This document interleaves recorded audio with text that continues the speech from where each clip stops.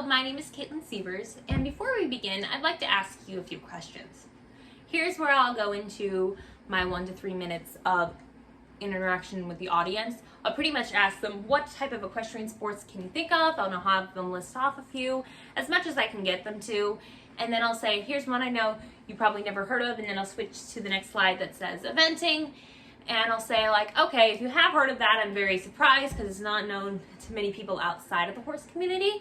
And then I'll say, here's another question, and then I'll switch to the next slide that says, have you ever heard of triathlon? And then I'll have them raise their hands if they have heard of a triathlon, and then I'll say, okay, who has done triathlon? And then I'll have them raise their hands as well for that, and I'll be like, okay, and then I'll transition to the rest of the speech. The best way I can describe eventing is that it is a horse triathlon. I could leave you at that and you would have a good understanding of it, but I got another 10 minutes of the speech. So I'm going to tell you about eventing, what the origins of eventing is, and the phases of eventing, and how eventing is scored.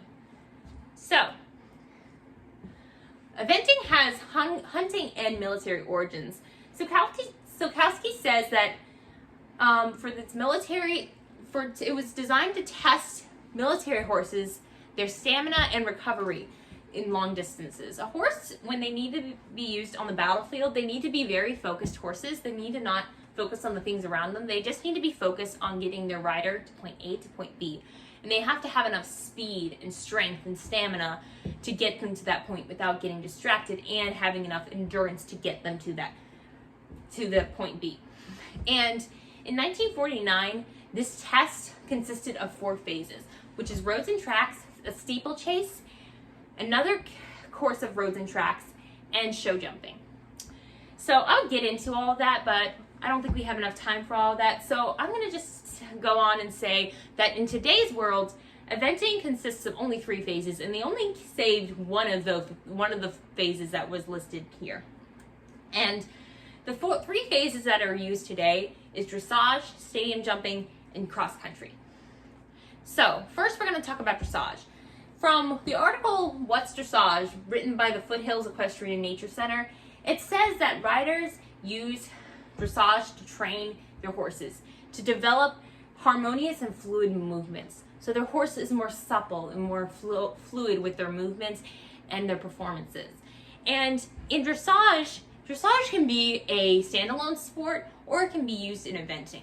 For a standalone sport and for eventing both, the rider is given a test, and it's usually a series of movements, and the rider has to do those movements on the horse.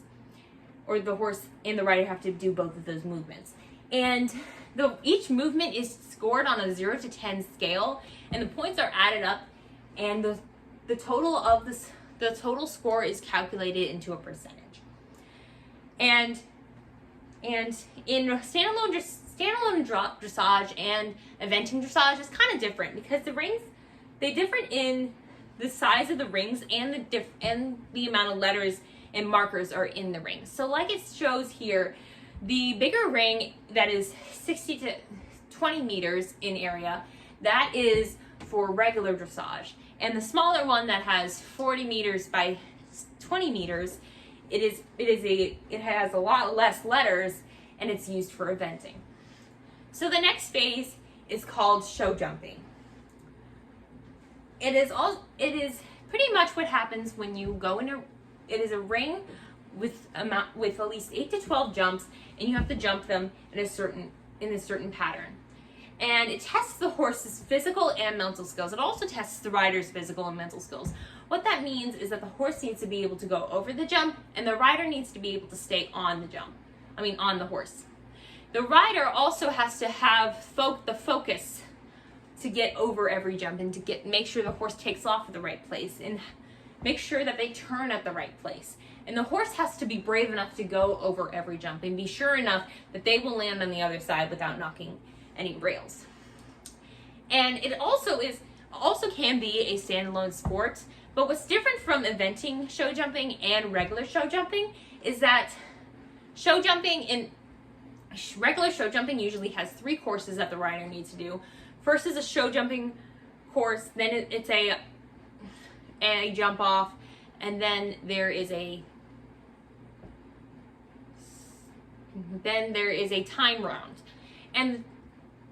But with eventing, there's only one course you need to do for show jump. That's because there's already there's 3 phases in eventing in total. And they need enough energy for the next phase, which is cross country. This one is yet my favorite, yet not my favorite. And I'll get into that a little bit more later. So in Eventing 101, it says that show jumping is a lot like cross country is a lot like stadium jumping, but there's a lot of differences to it. First off, it's not a standalone sport. So you can't just do cross country and not do the other phases. You have to do the other phases to do cross country. And also, it has different terrain. It's usually done in a pasture where there's just grass or hills and there's grass and hills and sand and all these different terrains that they put you on. And there's also all the jumps that they have to go over are solid obstacles. In show jumping, if you crash into one of the jumps, you probably get a bruise or two, but the jump will knock over. Here, all the jumps are solid. So if you crash into it, it's gonna hurt. You might break a bone. So also, you might have to run through some water, but it's probably only a few inches high. Banks, which I'll get into later. Ditches, which are, you have to jump over the ditches. There's also drops where you have to gallop down a hill. And also, you have to gallop almost the whole entire time of the course. And it tests both the speed and endurance of the horse, the boldness of the horse, and the jumping ability of the horse. And it is both challenging and it is both dangerous. And I'll show you a video of why it's so dangerous.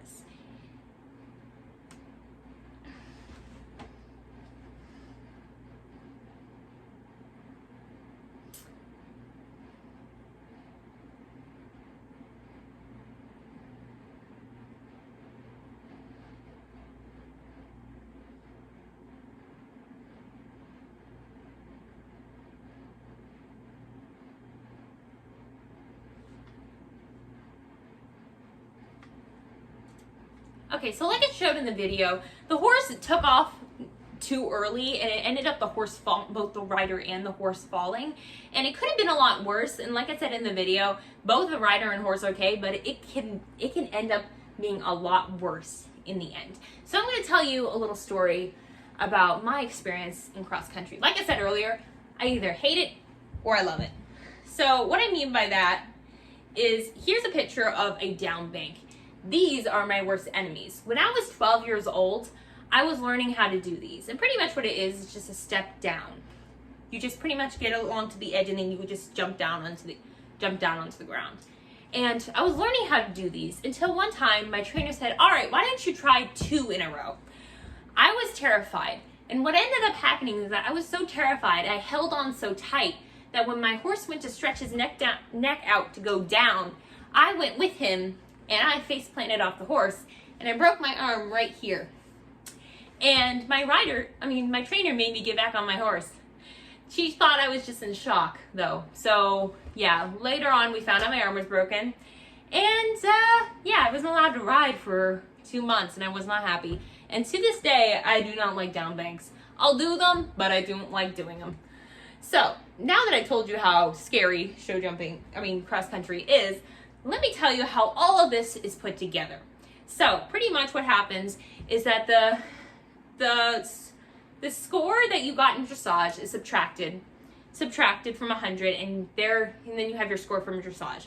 Then you have your time. Then you have show jumping, which you're giving a course and a time frame to do the course in, and then you have some then that score is determined by your faults. And I have a few faults listed here. I won't go on and list them all. And then go into cross country, pretty much the same thing. You have a course and time to do, and a time to do the course in. Then you have to make sure you don't have any faults. And here's another list of faults here. I won't get into that either because we're pressed on time. So all these scores, all the penalty scores that you get are added up, and that is your final score. The goal here is to get a lower score. So if you have a lower score, you can be the winner. So honestly, cross country is probably eventing is probably my favorite sport of all, and I've done a lot of different sports, and I hope a lot more people get to come to learn this sport. And honestly, Aren't you glad I didn't just leave it at, it is a horse triathlon?